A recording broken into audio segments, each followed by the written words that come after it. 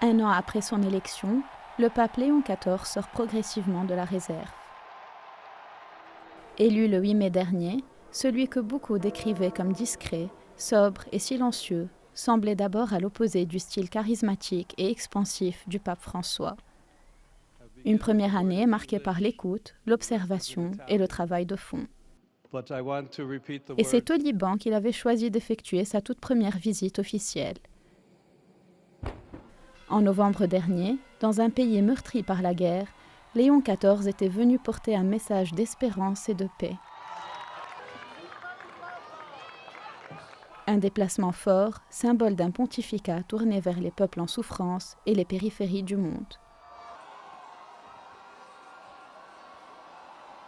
Quelques mois plus tard, son déplacement en Afrique, notamment en Algérie, au Cameroun, en Angola et en Guinée équatoriale, marque un véritable tournant. Devant les foules, le pape hausse le ton.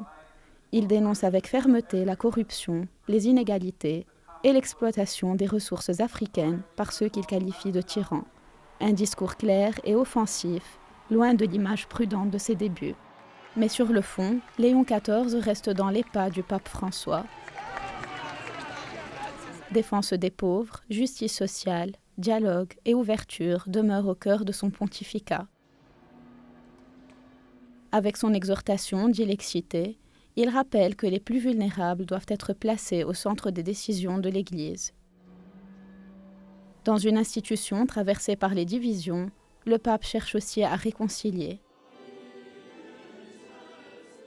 Plus collégial, plus apaisant, il tente de rassembler les différentes sensibilités catholiques autour d'un même objectif, l'unité.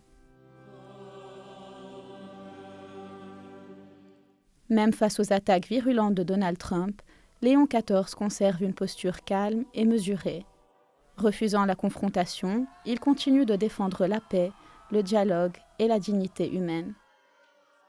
Une première année de pontificat placée sous le signe de la douceur, mais aussi d'une parole désormais pleinement assumée.